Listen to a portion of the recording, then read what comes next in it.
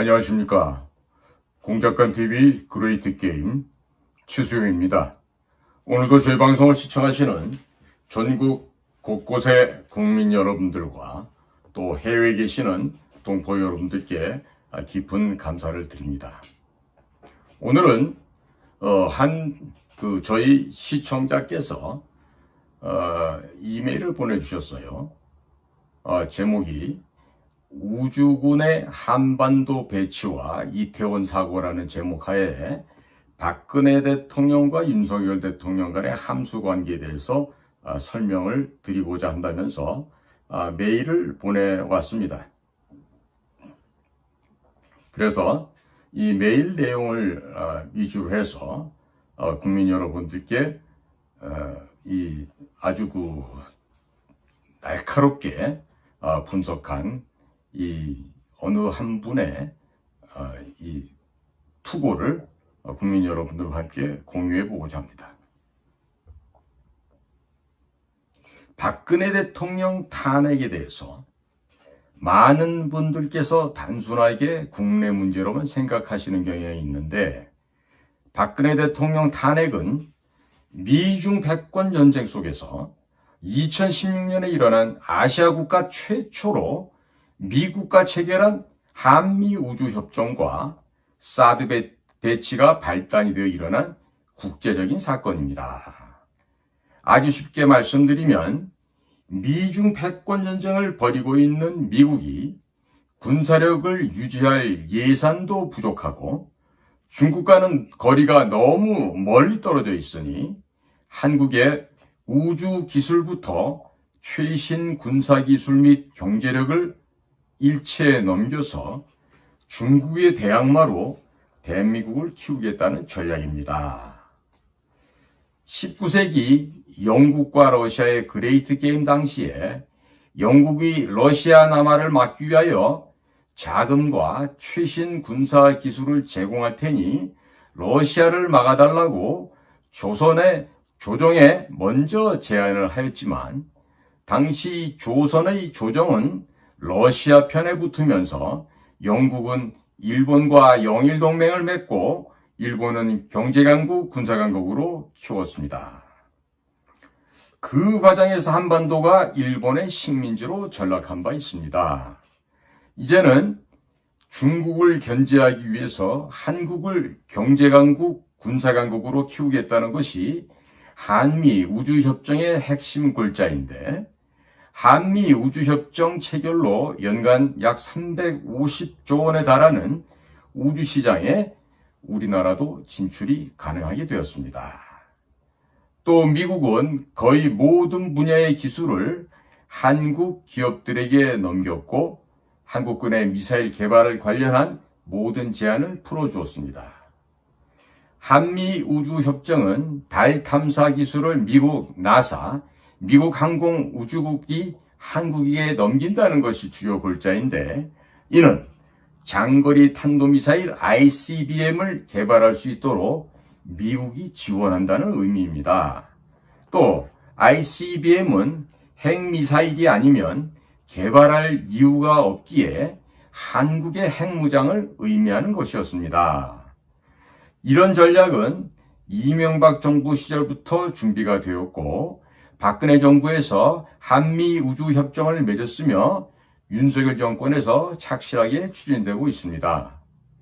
그렇기 때문에 중국은 한국 내의 중국 공산당에 의해 포섭된 여야의 정치인, 언론, 학자, 시민단체, 중국인 유학생들을 총동원하여 거짓 선전선동, 가짜 뉴스를 터뜨렸고 결국 박근혜 대통령을 탄핵시키고 이명박 대통령까지 장기간 구속을 시켰던 것입니다.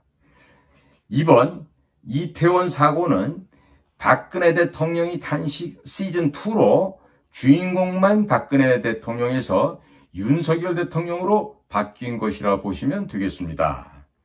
그러나 안타까운 점은 박근혜 대통령 탄핵 때에도 국정원이 사전에 막으려고 했으면 충분히 막을 수 있었고, 이번 이태원 사고 또한 충분히 막을 수 있었는데 넋놓고 있다가 당했다는 것입니다. 세월호 사건을 겪은 국민들은 자발적으로 일어나서 이들의 준동을 틀어막았다는 것입니다. 이번 이태원 사건에 대해서는 대통령 경호실이 나서서 국정원 고위 간부들에 대해서 철저한 조사를 할 필요가 있다고 생각합니다. 중국과 북한에 아주 오래전에 포섭된 자가 고의로 정보를 누락, 왜곡시켰을 가능성이 매우 높은 상황입니다. 실수를 가장해서 성문을 열어준 셈입니다. 중국 공산당과 북한의 지원을 받은 문재인 정권이 들어서자마자 한국의 핵무장을 제거하기 위해서 탈원전을 시도했고 핵무기 원료인 플루토늄을 생산하는 가평 중수로인 월성원전을 폐기하려고 하였습니다. 또 중국산 태양광 패널을 수입하면서 중국에게 막대한 자금을 밀어주었고 전기요금을 올려서 국내 산업을 완전히 붕괴시키려고 하였습니다. 또 법인세를 올리고 52시간 근로제, 최저임금의 급격한 인상을 통해서 국내 산업 기반을 모조리 붕괴시키려고 했었던 것입니다. 또 도보다리에서 USB를 김정은에게 넘겼는데 이 안에 북한 수뇌부도 열어보고 깜짝 놀랄 만한 기밀들이 담겨 있었다고 합니다. 우리나라 원자력 시설들을 모두 해체하고 북한에 원자력 발전소를 지어주어야 북한이 대량으로 핵탄두를 생산하고 각종 미사일들을 만들 수 있는 자료들, 그리고 자금 지원 계획 등이 들어있었다고 합니다. 이 부분에 대해서도 국정원에서 조사를 전혀 하지 않고 있는데 국정원 고위직에 여전히 중국 공산당과 북한에 포섭된 자들이 깔려있는 것으로 의심되는 상황입니다. 문재인이 김정은에게 넘긴 USB도 국정원에서 돈 주고 북한에서 사오면 얼마든지 원본을 확보할 수 있습니다. 자, 이분의 기고문은 계속해서 이어지는데요. 아마 제가 보기에는 이 북한 쪽에도 상당한 경험이 있는 그러한 지식인 내지는 사회 경험이 매우 풍부하신 그런 분으로 유추가 되고 있습니다. 제보하신 내용은 다음과 같이 계속 이어집니다. 소련이 붕괴될 때 군부가 각종 무기들을 돈 받고 판 것처럼 지금 북한도 돈만 주면 다 사올 수 있습니다. 이태원 사고에 중국, 북한, 민노총, 민주당이 개입되었고 윤석열 대통령을 제거하기 위해서 사전에 기획하였다는 여러 가지 정황들이 계속해서 나오고 있습니다. 박근혜 대통령 탄핵 시에는 권성동, 안철수, 장제원 의원 등이 앞장을 섰고 이태원 사고 때에는 국민의힘 주호영 의원이 국정조사에 합의를 해주면서 대검 국정상황실에 대한 국정조사도 합의해 주었다가 항의를 받기도 하였습니다.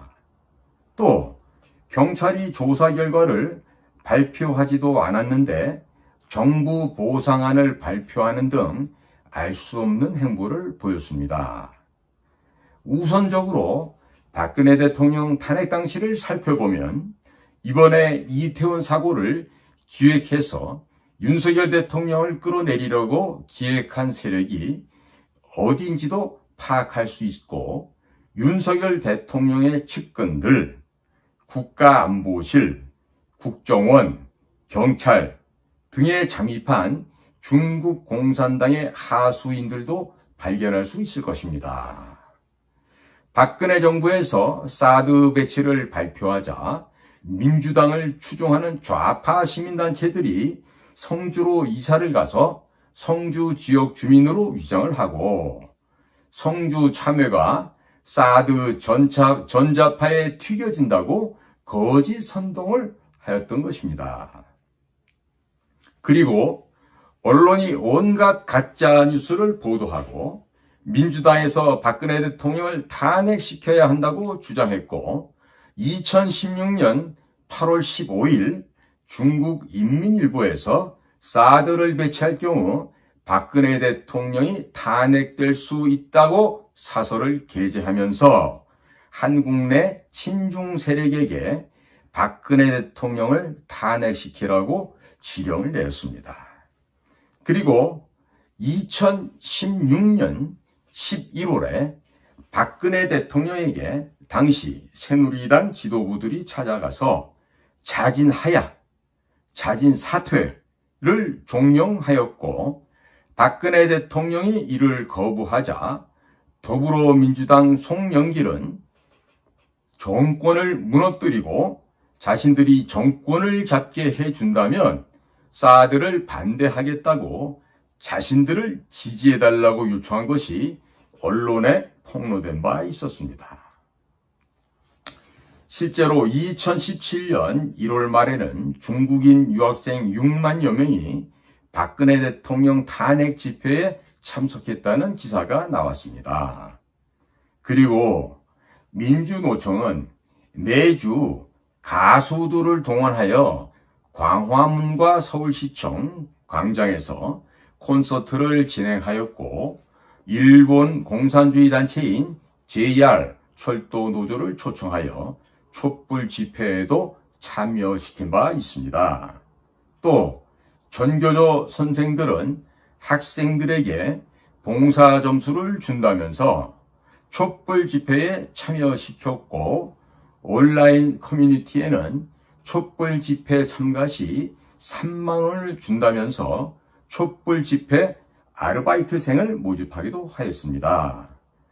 이 당시 수개월 동안 이런 식으로 사용된 자금은 어림잡아도 수백억 원 이상 될 것으로 추정되는데 민주노총의 자금만으로는 이 모든 자금을 제공한다는 것은 불가능하며 중국에서 암호화폐로 국내 각종 친중 단체에 제공된 것으로 추정됩니다. 이 당시 박근혜 정권의 국정원과 국가안보실은 아무것도 하지 않았는데 이는 이미 국정원과 국가안보실이 중국 공산당에 의해서 장악당했다는 것을 의미합니다. 현재 김규현 국정원장은 그 당시 국가안보실에서 근무를 하고 있었습니다. 이 당시 집권 여당이었던 새누리당은 121석을 보유하고 있었으며 당시 법제사법위원장이 현재 국민의힘 권성동 의원이었기에 탄핵을 막으려고 하면 충분히 막을 수 있었으나 새누리당 의원들이 박근혜 대통령에게 몰려가서 자진하야 하라고 압력을 넣었고 이를 박근혜 대통령이 거부하자 법제사법위원장이었던 권성동 의원은 울먹거리면서 헌재에 국민의 이름으로 박근혜 대통령을 파면해 줄 것을 요청하는 장문의 편지를 읽었습니다. 또 장제원 의원은 박근혜 대통령을 탄핵한 뒤에 김어준의 파파이스에 출연하여 자기들이 박근혜 대통령을 탄핵시켰으니 이번 대통령은 문재인 후보가 되니 남는 표를 바른미래당으로 달라고 발언하여 김어준이 박장대소하기도 하였습니다. 그리고 이 당시 안철수 의원은 사드 배치 반대를 하면서 박근혜 적폐라고 쓴 현수막을 들고 사진을 찍었습니다. 국민의힘 전신인 한나라당은 2009년 11월에 중국 북경까지 찾아가서 중국 공산당과 업무 교류 협약에 사인을 하였습니다.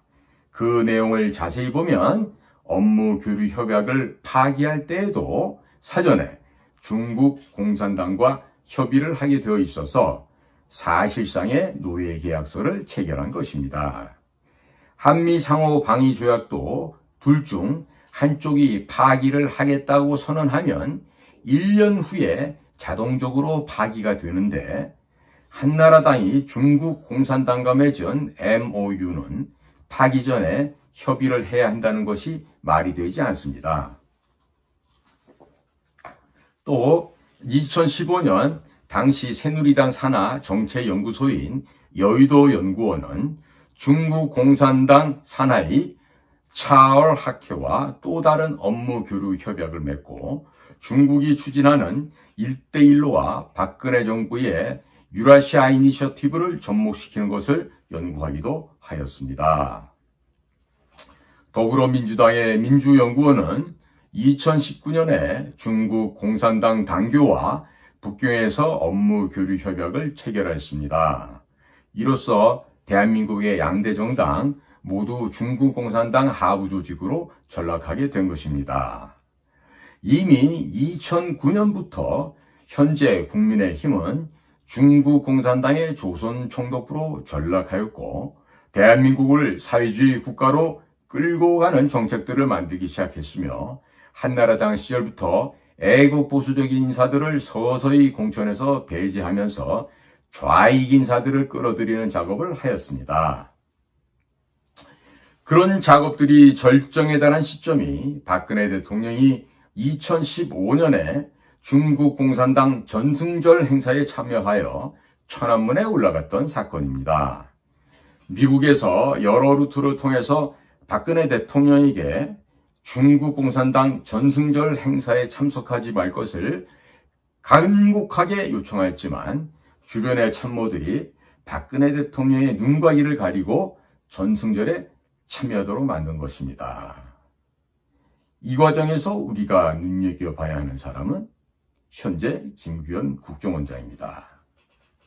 이 글쓴이는요, 아무리 봐도 우리 국내의 정치 변화 사정이나 또 힘의 역학관계, 또 국제관계를 상당히 아주 예리하게 꿰뚫어 보고 있는 분 같아요. 마치 미국의 조지 프리더만 교수의 제자가 아닐까 하는 그런 또 의심이 가기도 합니다. 조사하는 거나 이 내용을 보면요, 굉장히 정교하고 문장 구성이 매우 논리적이라는 것을 이렇게 볼 수가 있습니다.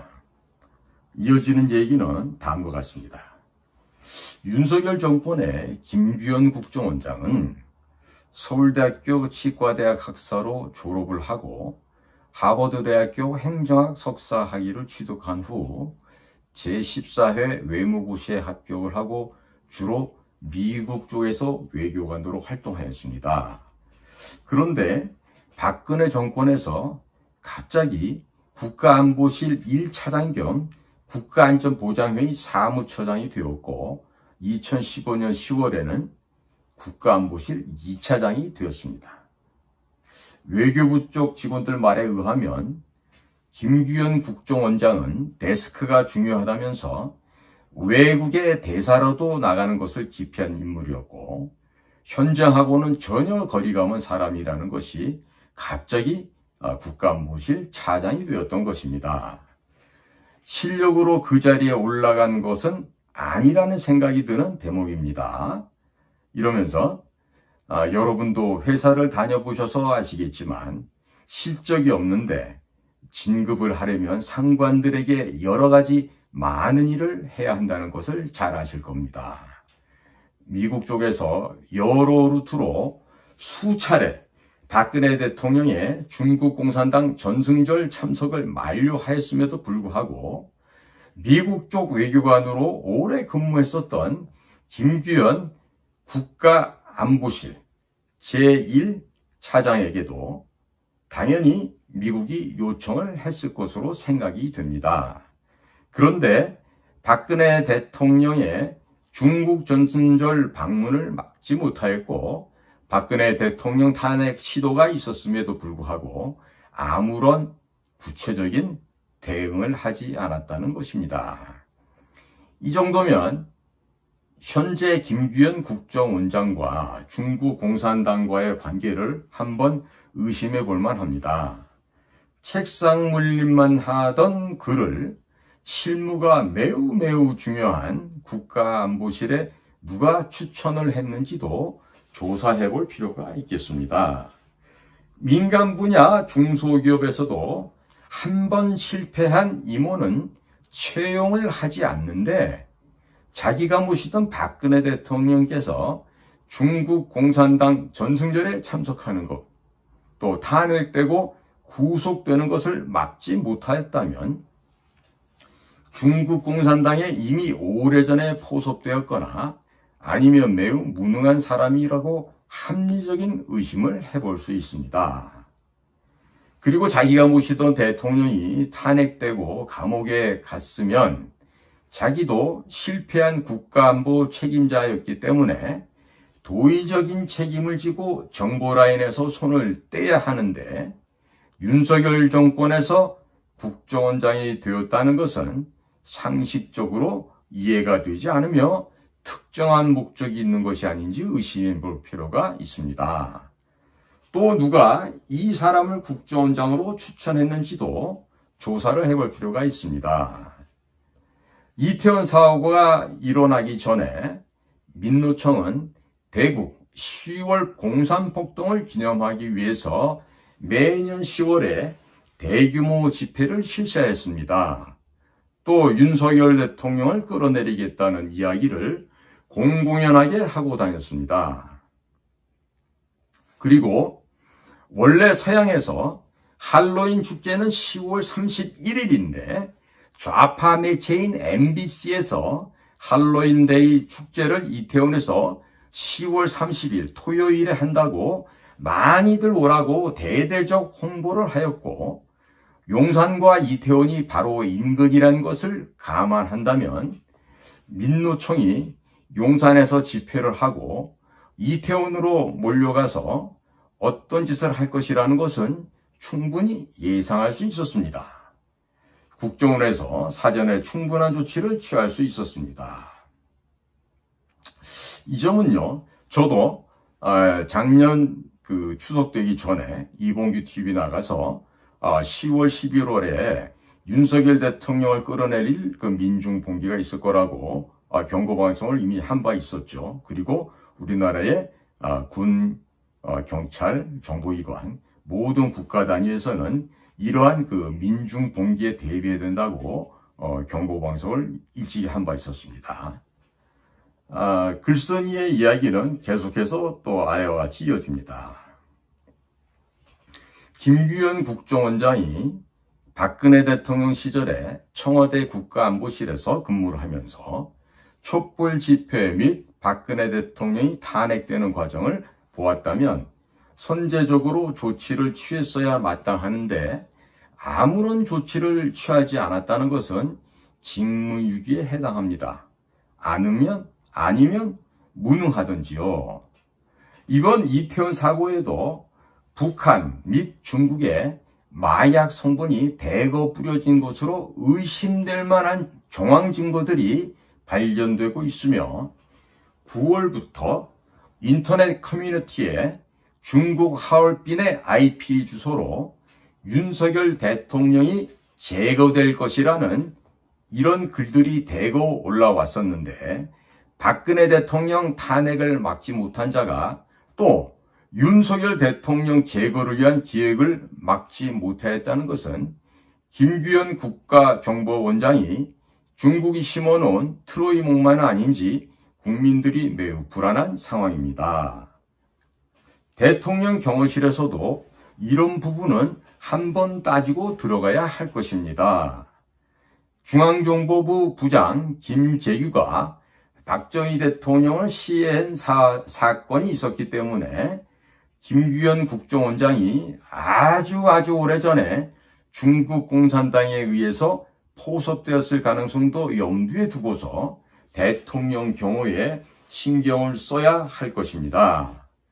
이번 이태원 사고를 막지 못한 책임 소재를 가릴 때 꼭 한 사람 짚고 넘어가야 할 사람이 있다면 김규현 원장과 함께 있는 권춘택 국가정보원 차장입니다. 이러면서요, 권춘택 씨에 대해서 비교적 상세하게 또 묘사를 하고 있어요. 권춘택 국정원 해외파트 차장은 김성한 국가안보실장과 고려대학교 영어 영문과 동기입니다. 대북 공작이나 대중국 공작을 해본 경험도 없고 공산권 국가에 대해서 잘 모르는 사람입니다. 김규현 국정원장도 외교부 공무원 하다가 갑자기 국가안보실로 들어가서 자기가 모시던 박근혜 대통령이 중국에 의해서 끌려 내려오는 것을 보고도 속수무책, 또 이어지는 김성한 외교안보실장도 외교안보연구원에서 미주 파트 교수 생활만 계속하던 분인데 권춘택 국정원 해외 파트 차장도 중국과 북한에 대해서 전혀 모른다면 중국과 북한을 어떻게 다루겠습니까?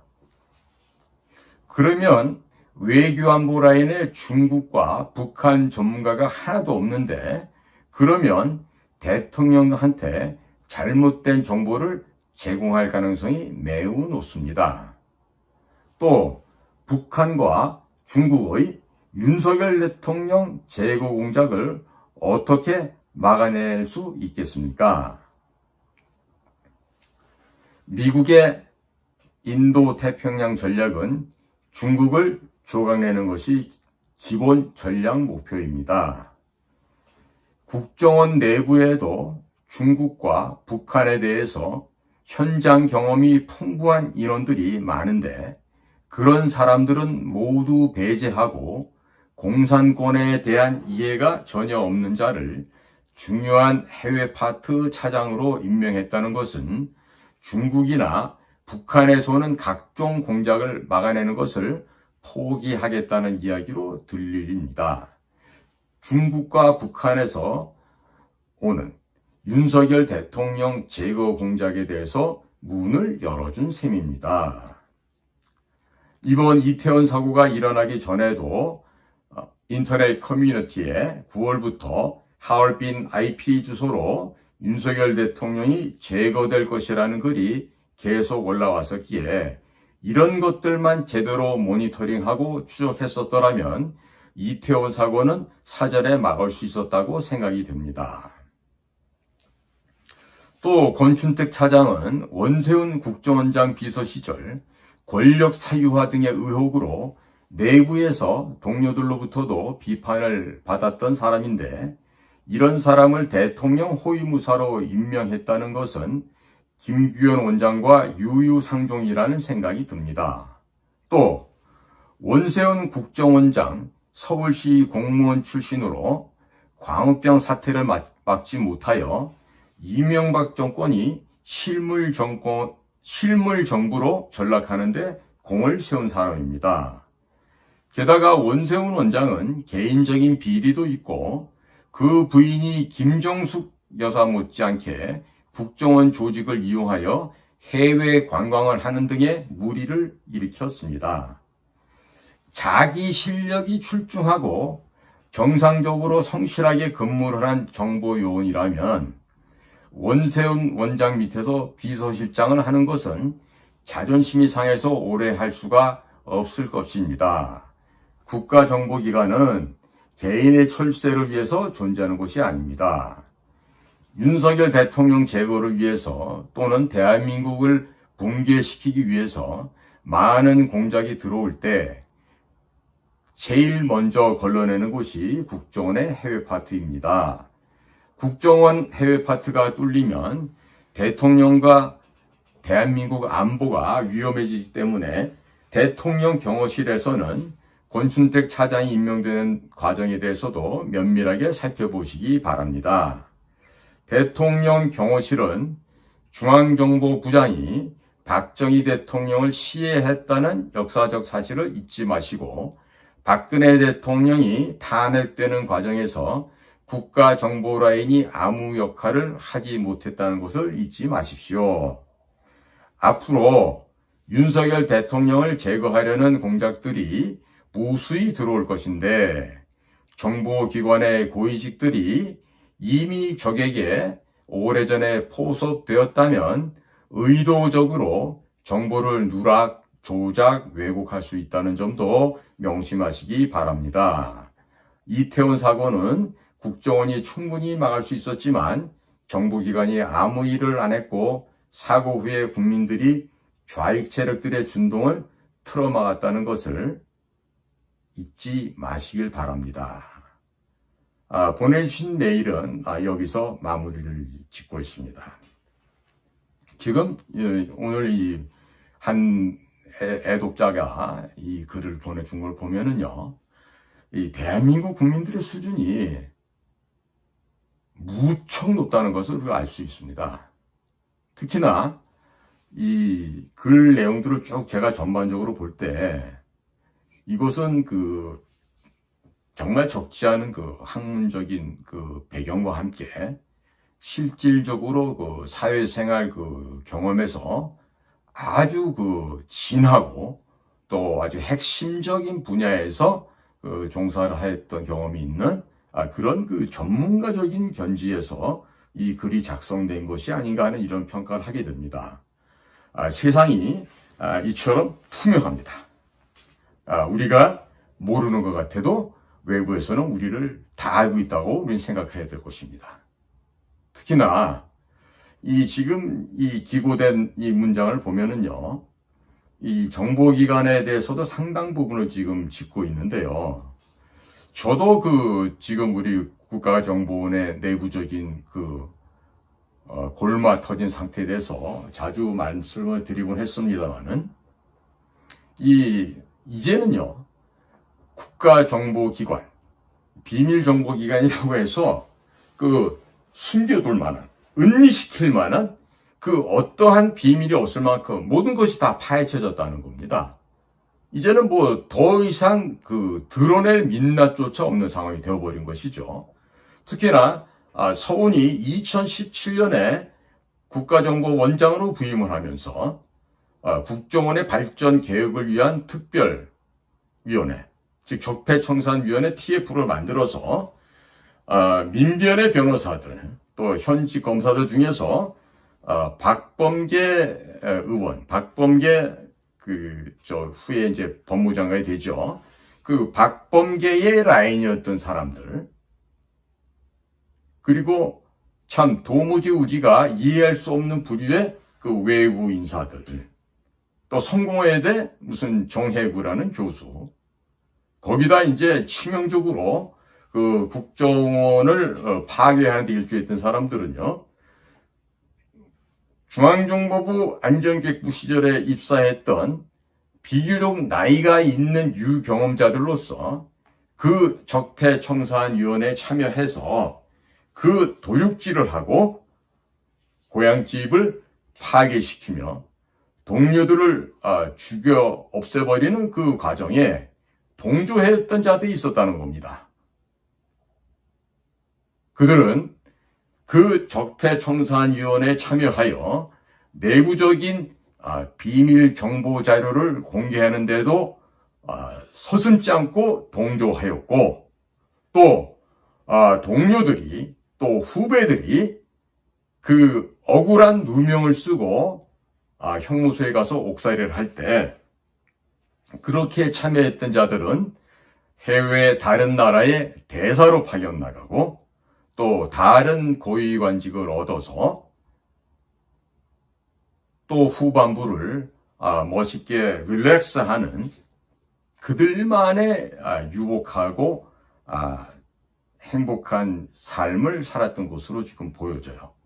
과연 내가 근무했던 조직의 내부 심장을 파헤치고 그 내부에 숨겨져 있는 절대 바깥으로 보여줘서는 안 될 절대 비밀, 그 비밀들을 닭 모이 쫓듯이 쫓아서 다 파헤쳐 알리고, 또 비밀 취급 인가도 없는 민간인들이 그 모든 비밀 자료를 열독하게 함으로써 우리 조직 내에서 비밀 업무를 수행했던 우리 정보요원들이 정말 형언할 수 없는 수모와 굴욕을 받으면서 형무소 생활을 하고, 이후에는 연금도 박탈당하며 경제적으로도 매우 어려운 생활을 하였다는 이 점이 비록 지금 사면복권은 되었다고 하지만 경제적으로는 거의 그렇지 못한 것으로 알고 있습니다. 지금 우리가 이 복잡하게 돌아가는 국제정세, 특히나 한반도를 둘러싸고 있는 여러 나라들의 저마다의 이해관계가 다 상이합니다. 따라서 우리는 조선 말에 멍청한 판단을 하고 세계의 변화 동향을 전혀 감지하지 못했던 조선의 왕실, 특히나 우매하기 짝이 없었던 고종, 민비, 이런 부류의 인간들의 모습을 다시 되풀이해서야 우리가 되겠습니까?